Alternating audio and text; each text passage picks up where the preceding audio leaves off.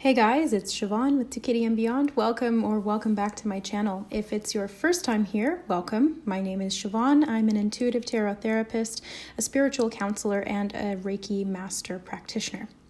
So today I wanted to do another energy update, and there's a couple of things that I've noted down here that we're going to discuss. So first and foremost, the card of the day on Instagram. If you don't follow me over there, feel free to. It's at To Kitty and Beyond, all one word, just like here on YouTube. And I post daily cards of the day in my Instagram story and other energy updates and reading specials on Instagram as well. So the card of the day today was the Two of Pentacles, and this I feel like has been coming up a lot recently. I know we've had the Two of Pentacles at some point in the near past, and I'm seeing it all over the place, not only in my own readings, but also in my readings for clients, as well as in readings that I'm watching online, because my little guilty pleasure, not really guilty. I'm not guilty about it. My little pastime pleasure is to watch other, daily YouTube readers for tarot and stuff like that. So I've been seeing this Two of Pentacles, and what does the Two of Pentacles mean to me? Well, it's about balance, juggling, multitasking, adaptability, flexibility, fluidity, play and playfulness, and going with the flow so that we can manifest. So as Abraham Hicks would say, getting into the vortex. And as we enter into that vortex, we tap into our infinite potential and power through that natural flow of energy. So this is bringing harmony and equilibrium, as well as equality rather than duality. So this life energy exists on a spectrum, and it's basically all just two sides of the same energy, or rather two sides of the same coin as represented in the Two of Pentacles, two coins. So this current energy I've been feeling may be throwing some people off balance, and that's why the Two of Pentacles is coming in to help us to create this balance and sustain this stability as we move forward. So I feel like this is helping us to create a new rhythm. There's new balance that's coming in, as if we're dancing to a new beat or a new rhythm. It almost feels like we're on new terrain. So it's almost like going from really solid ground to ground that's a little bit more spongy or less dense. That's what I've really been picking up on. It's like this feeling of going from something really dense to something light, and then back down to dense, and then back up to light. So we're kind of fluctuating between these frequencies, these densities, as it relates to various different levels of our mental body, emotional body, energy body, and even our physical body. So as we move through this period, we're gaining new stabilization methods.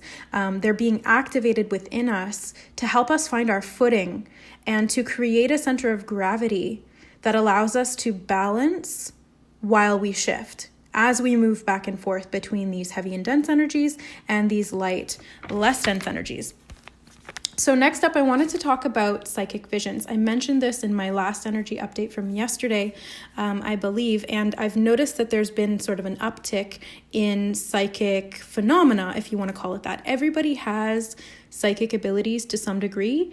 We all are born with this gift, and there's just a level or a spectrum of how much you hone those gifts, or you tune into those gifts, or you activate your abilities therein. So these psychic visions, abilities, and precognition have been coming up in the form of dreams, in precognition in the waking state, and through channeling. And I've really been picking up on this a lot lately.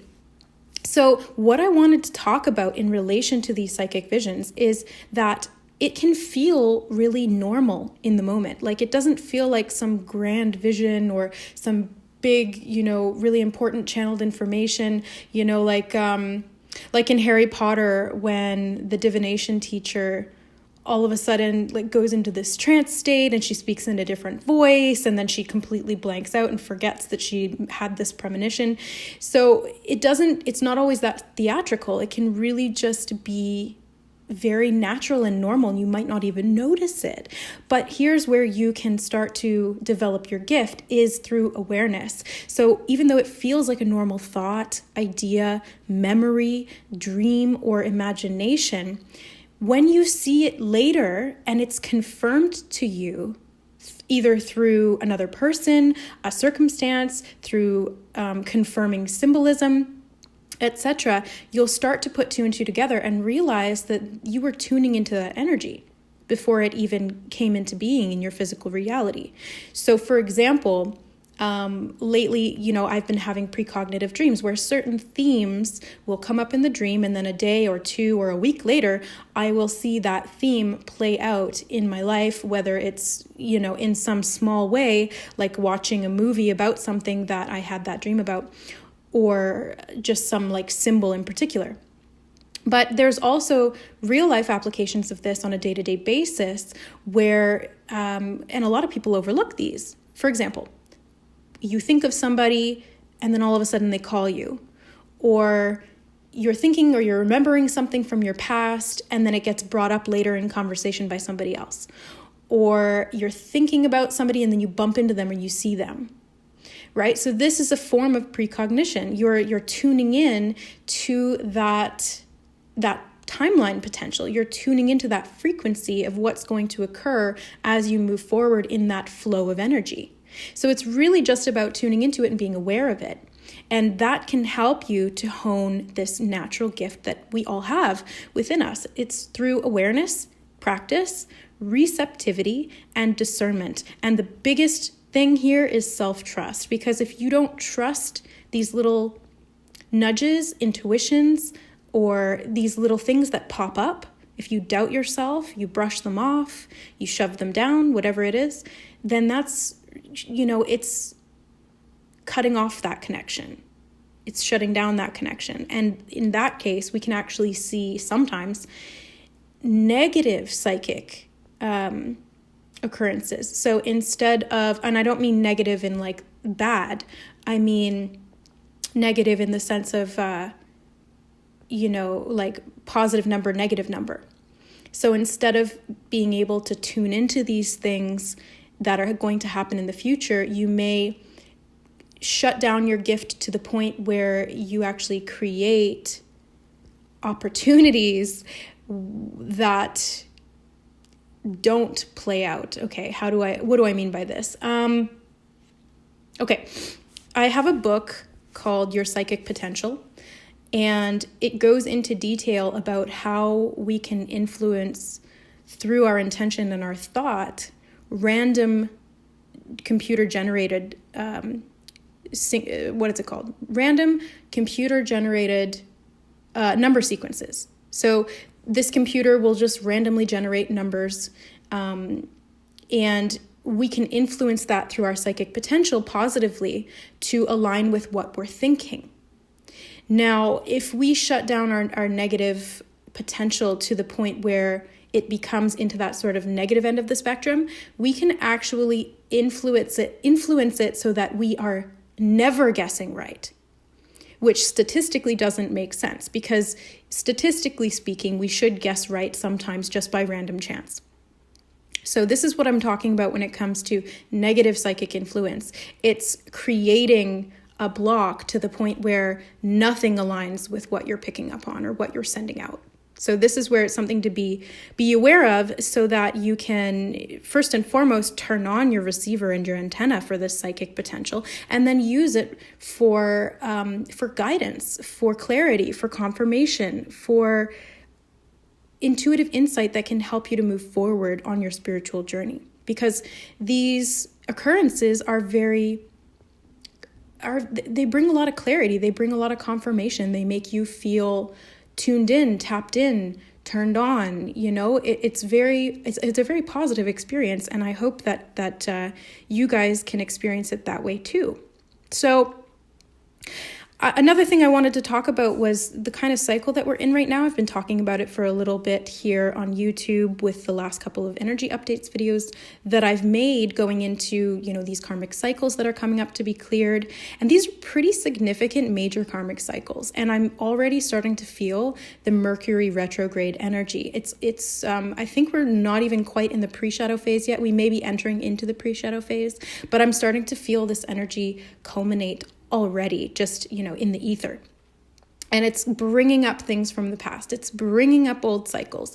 It's bringing up stuff that needs to be reviewed, released, and then giving us the opportunity to move forward with new practical applications of our transformation. So as we go through this energetic purification cycle, it really does kind of feel like a load of clothes in the washing machine. I kept hearing the word laundry clairaudiently, and it's not just because I have to do my laundry, although I do, but it's like this feeling of spinning in circles. And these circles to me represent cycles. Cycles represent karma, and the infinite nature of energy itself. So like dirty clothes in the washing machine, we're going through a purification cycle. We're being rinsed and washed clean and then spun dry. So all of that dirt and everything is getting kind of sucked up and out. And then we're going to be left fresh and new and clean to be able to move forward.